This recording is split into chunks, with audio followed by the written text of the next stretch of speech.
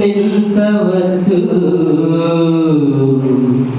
బరువు మోయక సిరులింట చేర్చవచ్చు, అరువు తెచ్చి అరకొరగ తీర్చవచ్చు, పరువు కొరకు కరువునే దాచవచ్చు, చొరవతో ఎరువు తెచ్చి ఎగవేయవచ్చు, పరుల సొమ్ముత దొరలాగా తిరగవచ్చు. కానీ నరుని జన్మకు గురువే కల్పతరువని, ఆ హరుని రూపమతడని మరువరాడు. విరివిగా దొరికే తెరువు లేదయ్యా, చెరువయ్యడి మార్గము నీవు శివయ్యా. శివానందాశ్రమ స్థిర నివాసాయ అన్నపూర్ణ సహిత విశ్వనాథాయ.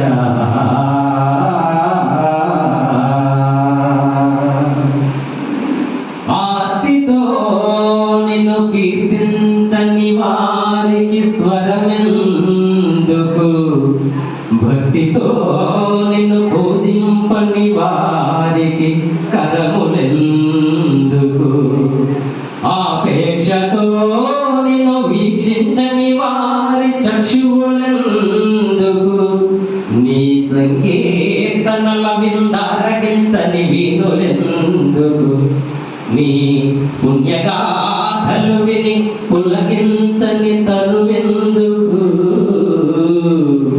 నిమిషమైన నీ ధ్యాస లేని మనుగడెందుకు, నిన్ను గెలిసేయు వారిపై జాలి ఎందుకు, ఈ నెలకే భారమైన వారికి ఆయువెందుకు, బ్రహ్మనైన దండించగల బ్రహ్మాండ నాయక, అమల పరువు తీసెడి జన్మనీయకయ్యా. శివానందాశ్రమ స్థిర నివాసాయ అన్నపూర్ణ సహిత విశ్వనాథాయ.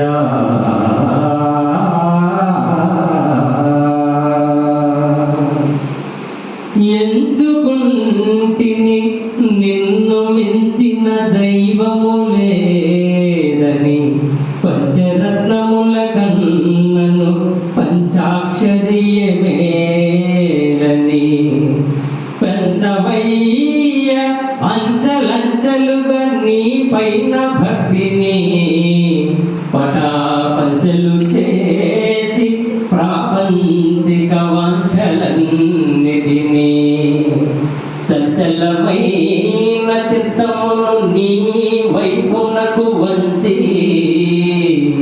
ఉత్సవయ్య నీ ధ్యానమందు పంచాననాయ. లంచమాశించక నీ ప్రేమను పంచవయ్య, నీ పంచన చేరిన నన్ను వంచన చేయకయ్యా. దించకుండా భవసాగరమున ముంచకుండా, రాయంచలా జీవించులాగా దీవించవయ్యా. శివానందాశ్రమ స్థిర నివాసాయ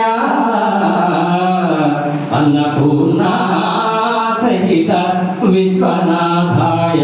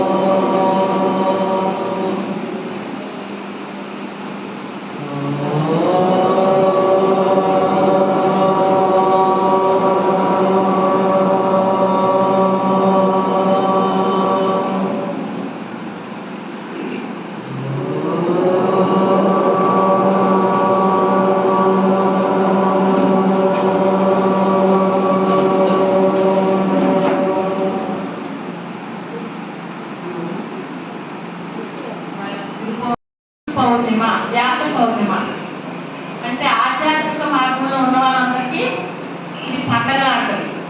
మిగతా వాళ్ళందరికీ సంక్రాంతి, భోగి, కనుమ ఇవన్నీ వరలక్ష్మి ఇవన్నీ వస్తాయి. కానీ మనకి మట్టుగా గురు పౌర్ణిమ మంచి పండగ అనమాట. పండగ రోజు తెలిసిన వాళ్ళకి, ఆధ్యాత్మికంగా ఉన్న వాళ్ళకి, మిగతా వాళ్ళందరికీ తెలియదు గురువు అంటే ఏంటో. మనకి గురు బ్రహ్మ, గురు విష్ణు, గురు దేవో మహేశ్వర, గురు పరబ్రహ్మ తస్మై శ్రీ గురవే నమః. ఇది శ్లోకం అందరికీ వచ్చు, కానీ ఎలా వచ్చింది, ఎందుకు వచ్చింది, ఎవరు చెప్పారు ఏంటి మనందరికీ తెలియదు. మనకి గురువులు చెప్పారు కనుక ఇది శ్లోకం చదువుతున్నాం. కానీ ఈ శ్లోకానికి ఒక అర్థం ఉందండి, అందరికీ తెలియవచ్చు, కానీ మళ్ళీ ఒకసారి తెలుసుకుందాం. మనం ఏంటంటే మనం రాగి పాత్రలు లాంటివి రోజు తోముకోవాలి, అదేదో మళ్ళీ ఒక రోజు ఇప్పుడు తోముకుందాం. గురు బ్రహ్మ గురు విష్ణు గురుదేవో మహేశ్వర గురు సాక్షాత్ పరబ్రహ్మ తస్మై శ్రీ గురవే నమః. ఈ ముగ్గురిని గురువులో చూస్తున్నాం మనం. అయితే ఈ శ్లోకం, ఈ పద్యం ఎలా వచ్చింది, ఈ శ్లోకం ఎలా వచ్చింది అంటే, పూర్వము మనకి ఈ స్కూళ్ళు కాలేజీలు ఈ పీజీలు డీలు ఏమి లేవు, ఇంజనీర్లు డాక్టర్లు యాక్టర్లు ఇవేమీ లేవు. అప్పుడు ఏంటుండేవి, దూరంగా ఒక గురువు గారు ఒకటి ఆశ్రమం పెట్టుకొని ఆశ్రమంలో పిల్లలందరినీ పిలిచి ఆ పిల్లలకి ఏది అవసరమైతే అది చెప్తుండేవారట. ఆ రోజుల్లో పాఠశాలలో పెట్టి, అదే ఆశ్రమాలు పెట్టి ఆశ్రమంలో మళ్ళాంటి పిల్లలందరినీ పంపించేవారు. వీడు దీనికి పనికొస్తాడు, వీడు దీనికి పనికొస్తాడు, వీడు బ్రాహ్మణంగా పనికొస్తాడు, వీడు బాణాలు వేయడానికి రాజుగా పనికొస్తాడు, వీడు ప్రెసిడెంట్గా పనిచేస్తాడు, వీడు అన్ని రకరకాలుగా ఆ గురువు నిర్ణయించుకొని అలా చెప్తుండేవారంట ఆ రోజుల్లో గురువు గారు. అలాగ గురుమాతాజీ వాళ్ళందరికీ భిక్ష పెట్టి వాళ్ళ ఇంట్లో పిల్లల ఇంట్లో ఏదైనా పండితే చేస్తే వాళ్ళ ఇంట్లో తీసుకొని వెళ్ళి పెట్టి అలాగా గురువు గారు చాలా రోజులు ఒక 10-15 సంవత్సరాల వరకు పిల్లల్ని అక్కడ పోషిస్తుండేవారు గురువు గారు. అలాగా చూస్తూ చూస్తూ ఒక పిల్లడు ఏం చేశారంటే, చాలామంది పిల్లలు ఉన్నారు స్టూడెంట్స్, ఇంకా అందరికీ అయిపోతుందంట స్కూల్, వాళ్ళకి కోర్స్ అయిపోతుంది. కోర్స్ అయిపోయిన తర్వాత ఇంకా ఇంటికి వెళ్ళిపోవాలి అందరూ తల్లిదండ్రులు వచ్చి ఇంకా పిల్లల్ని ఇంటికి తీసుకెళ్ళిపోదాం, ఇంకా పిల్లల్ని తీసుకెళ్ళిపోదాం అనేసి తల్లిదండ్రులు వస్తారనమాట. కోర్స్ అయిపోయింది, ఈ పిల్లడు పౌరుషానికి పనికొస్తాడు, పూజలు చేయడానికి పనికొస్తాడు, ఈ పిల్లడు ప్రెసిడెంట్గా పనికొస్తాడు, వీళ్ళంతా అని ఫలానా ఒకరు జాతకాలు చూడడానికి పనికొస్తారు. ఇలా నిర్ణయించుకొని ఒక అబ్బాయి అలా చూసిన తర్వాత గురువుగారు ఇంకా అయిపోయింది కదా, మీ తల్లిదండ్రులు వచ్చాక తీసుకెళ్ళిపోతారని రెడీగా ఉండమంటారు గురువుగారు. అయితే ఒక అబ్బాయి, అందులో కౌశికుడు అని ఒక అబ్బాయి ఏం చేస్తాడంటే, వాళ్ళ నాన్నమ్మ వస్తారు తీసుకెళ్ళిపోవడానికి. అయితే ఈ అబ్బాయి వెళ్ళడంట. ఎందుకు వెళ్ళడంటే చెప్తారు. ఈ అబ్బాయి కౌశికుడు అనేవాడు చాలా తెలివైన వాడు అంట. ఈ పిల్లలందరూ ఒక 20 మంది పిల్లలు ఉంటే ఆ పిల్లలందరిలో చాలా తెలివైన వాడు అబ్బాయి. తెలివైన వాడైతే ఈ అబ్బాయికి ఆ పిల్లలందరిని అప్పచెప్పి గురువుగారు బయటికి వెళ్తారు కొన్ని రోజులకు. బయటికి వెళ్తే ఈ పిల్లడు ఏం చేస్తాడంటే, ఆయన జాతకం చూస్తాడు, గురువుగారి జాతకం. అందరి జాతకాలు చూస్తుంటారు గురువుగారి జాతకం ఈ శిష్యుడు చూశాడు. చూసిన తర్వాత గురువుగారికి కొన్ని రోజుల్లో ఒక జబ్బు రావాల్సి వస్తుందన్నమాట. జబ్బు వస్తుందంట జాతకం ప్రకారంగా. ఆ జబ్బు అంటే దానికి మందులు గిందులు ఉండవు ఆ రోజుల్లో. కుష్టి వ్యాధి అంటే చేతులు గితులు అన్నీ తినేస్తాయన్నమాట. ఆ జబ్బు రాబోతుంది ఆయన జాతకంలో. అయితే ఈ అబ్బాయి ఏం చేస్తాడు, అమ్మ నాన్న వస్తారు తీసుకెళ్ళడానికి, ఈ అబ్బాయి ఇంటికి వెళ్ళడంట వాళ్ళ ఇంటికి. గురువుగారు కూడా చెప్తారు, నువ్వు వెళ్ళిపో, ఇంకా అయిపోయింది కదా నీ కోర్సు, నీ చదువు అయిపోయింది, నువ్వు పలానా దానికి ఉపయోగపడతావు, వెళ్ళిపో అంటే, లేదు గురువుగారు నేను మీ దగ్గరే ఉంటాను. లేదు వచ్చారు కదా మీ తల్లిదండ్రులు, వెళ్ళిపో అంటే, వెళ్ళను. ఎందుకు వెళ్ళవు అంటే, స్వామీజీ మీకు ఒక 2-3 నెలల్లో పలానా జబ్బు రాబోతుంది, మీరందరూ వెళ్ళిపోతే మిమ్మల్ని చూసేవాళ్ళు ఎవరు లేరు కదా, అందుకని మిమ్మల్ని నేను చూసుకోవడానికి ఉండిపోతాను ఇక్కడ, మీకు ఆ జబ్బు రాబోతుంది అనేసి అంటే, ఆ గురువుగారి కళ్ళ నీళ్ళు వచ్చాయి. ఇంతమంది శిష్యులు ఉన్నారు, నీకే అలా అనిపించిందా, నా మీద ప్రేమ, సరే అని తల్లిదండ్రులు వెళ్ళిపోతారు. ఆ గురువుగారికి ఆ జబ్బు రానే వచ్చింది. జబ్బు వస్తే ఆ జబ్బు తగ్గట్లేదు ఎంతకి, ఈ ఒక్కడే ఉన్నాడు కౌశికుడు అనేవాడు. ఎంతకి తగ్గకపోతే అప్పుడు ఏం చేస్తాడంట, ఈ జబ్బు తగ్గట్లేదు, గురువు గారికి ఏం చేయాలని ఐడియా వచ్చి, అయితే మన పెద్దవాళ్ళు చెప్తారు కదా, కాశీ వెళితే ఏదైనా పాపం చేసినా డబుల్ వస్తుంది, పుణ్యం చేసినా డబుల్ వస్తుంది కదా, అందుకని గురువుగారిని కాశీ తీసుకొని వెళ్ళిపోయి అక్కడ శివనామం చేసుకుంటూ సేవ చేసుకుంటూ అక్కడ ప్రసాదం తినుకుంటూ మనం తగిన హోమాలు అవి చేసుకుంటూ ఉండొచ్చని, తొందరగా తగ్గిపోతుందని గురువుగారిని కాశీ తీసుకెళ్ళిపోతాడు శిష్యుడు. కాశీ తీసుకెళ్ళిపోయిన తర్వాత అక్కడికి వెళ్ళాక గురువుగారికి ఇంకా మరింత ఎక్కువ అవుతుంది జబ్బు. ఎక్కువైతే ఆ జబ్బు ఈయన భోజనం కోసమని ఆయన కాళ్ళు చెప్పులు లేకుండా గిన్నె లేకుండా ఏదో ఆకుల్లో పెట్టి భిక్ష ఆకుని ఎత్తికి ఆ గురువుగారికి భోజనం పెడతాడనమాట తీసుకెళ్ళి. ఒక పూట తింటాడు, 2 పూటలు తింటాడు, గురువుగారు కొడతాడు, విసిరేస్తుంటాడు. ఆయన భోజనం తినిపిస్తుంటే విసిరేస్తుంటాడు నాకు వద్దని. ఎన్ని బాధలు పెడతారనమాట గురువుగారు శిష్యుడిని. ఎన్ని బాధలు పెట్టినా కూడా నా గురువుని ఎలాగైనా నేను రక్షించుకోవాలనే ఉద్దేశంతో ఎన్ని బాధలు పెట్టినా కూడా అలాగే ఆ శిష్యుడు గురువుగారి దగ్గర ఉంటాడు. అయితే కొంతమంది అంటారు, ఏంటి దగ్గర చూసాను ఆ గురువుగారు నిన్ను అంత ఇబ్బంది పెడుతున్నారు కదా, నువ్వు ఎందుకు ఇక్కడ ఉంటున్నావు, వెళ్ళిపో ఆ గురువుగారిని వదిలేసి, ఇంక నీకేం అవసరం, ఆయన నీకేం చేసేది కాదు కదా, నీకేమి ఆయన ఉపన్యాసాలు ఇప్పుడు ఇచ్చేది కాదు కదా, నువ్వు వదిలేసి వెళ్ళిపోయి ఇరుగు పొరుగు ప్రక్క వాళ్ళందరూ అంటారంట. అయినా కూడా వదలకుండా అట్లానే ఆ గురువుగారిని పట్టుకుని ఉంటాడనమాట. ఒకసారి బ్రహ్మ వస్తారు, బ్రహ్మ విష్ణు మహేశ్వరులు ఏ రూపంలో వస్తారు, మనుషుల రూపంగా వస్తారనమాట. ఒకరోజు బ్రహ్మ వస్తారంట. బ్రహ్మ వచ్చి, ఏంట్రా నీకు బుద్ధి లేదా, ఈ చచ్చిపోయిన ఆయన్ని పట్టుకుంటున్నావు, వెళ్ళిపో, ఇంకా నీకు బుద్ధి లేకుండా ఉంది, ఇక్కడ వదిలేసి వెళ్ళిపో, నదిలో పడేసి ఆ గంగా నది దగ్గర వదిలేసి వెళ్ళిపో, నువ్వు చూసుకో, నువ్వు యవ్వనంగా ఉన్నావు, నీకు చాలా కాలం ఉంది ఇంకా అనేసి అంటారనమాట. ఆ బ్రహ్మ మనిషి రూపంలో వచ్చి, స్వామి నన్ను ఇన్ని సంవత్సరాలు నన్ను గురుదేవులు పోషించారు, నాకు జ్ఞానం ఇచ్చారు, ఇలాంటి గురువుగారిని నేను వదిలేసి వెళ్తానా, వెళ్ళండి స్వామి, మీరు ఎన్నైనా చెప్పుకోండి, వెళ్ళండి, మీరు ఇలాంటి మాట్లాడద్దు నాకు అని ఆ బ్రహ్మని తిరస్కరిస్తాడు. అలాగే విష్ణు వస్తాడు. విష్ణు వచ్చినా కూడా ఇదే చెప్తాడు, ఎందుకయ్యా నిన్ను కొడుతున్నాడు, తిడుతున్నాడు, నువ్వు భిక్ష అక్కడ ఎక్కడ ఎత్తుకొని వచ్చిన భిక్షని ఆయన నోట్లో పెడుతుంటే నీ మీద విసిరేస్తున్నాడు, నిన్ను తినవట్లేదు, ఆయన తినట్లేదు, నువ్వు ఎందుకు ఈయన దగ్గర ఎలా ఉంటున్నావు, వెళ్ళిపో, నువ్వు వదిలేసి వెళ్ళిపో అని ఆయన కూడా అంటాడు. బ్రహ్మ విష్ణు అయిపోయింది, ఇంకా మహేశ్వరుడు వస్తాడు, శివుడు వస్తాడు. శివుడు కూడా ఇదే మాట అంటాడు, ఏంటయ్యా నీకు ఇంకా పిచ్చి పట్టిందా, చచ్చిపోయినా ఆయన నీకు బ్రతికిస్తావేంటి, నీకేం గురువు అయినా, జబ్బులతో ఉన్నాడు ఆయన, నీకు నువ్వు చూసుకో, వెళ్ళిపో అని ఈ శివుడు కూడా అంటాడంట. శివుడు అంటాడంట అప్పుడు, స్వామి నీలాగా 2 వచ్చారు, నువ్వు వచ్చావు నాకు చెప్పడానికి, కానీ ఇంకా 4వ మనిషిని రాకుండా చేయండి స్వామి, నన్ను నాకు హెల్ప్ చేస్తే చాలని దండం పెడతాడంట. దండం పెడితే అప్పుడు బ్రహ్మ విష్ణు మహేశ్వరులు ఈయన భక్తికి మెచ్చుకొని నీకు ఏం కావాలో వరం కోరుకోమంటాడు ఈ శిష్యుడు. బ్రహ్మ విష్ణు మహేశ్వరులు అంటే, నాకు ఏం కోరుకొద్దు, మా గురువుగారికి ఆరోగ్యంగా ఉంటే నాకు అదే ఆనందం, మా గురువుగారికి ఏమైనా ఉంటే అదే నాకు కావాలి, అంటే నా గురువుగారికి ముందు మోక్షం ఇవ్వండి, మా గురువుగారికి వస్తే నాకు మోక్షం వస్తుందని ఈ శిష్యుడు అన్నాడంట.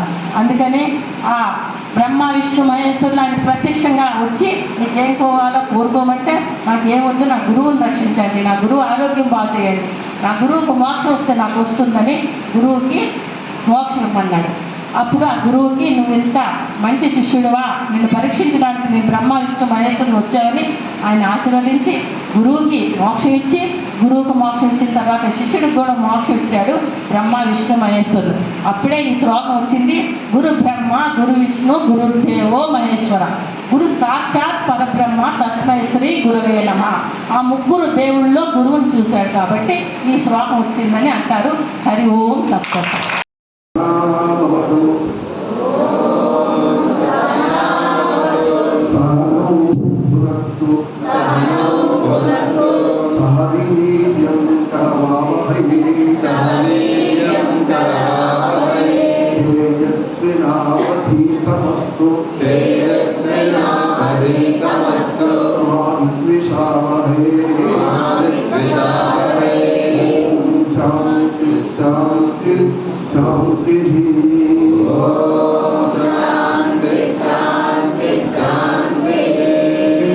ఉద్ధరింపబడాలంటే గురువు మీరు కలిసి మంచి చక్కగా ఈ ప్రయాణం భగవంతుడి చేరే దిశగా ప్రయాణం చేయాలంటే ఈ శ్లోకాన్ని అందరూ కంఠస్థం చేయండి, రోజు చెప్పుకోండి.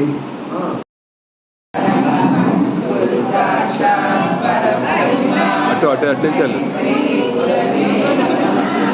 అటు వెళ్ళమ్మా, ఇదో వెంకటేష్ గారు అటు పంపించండి.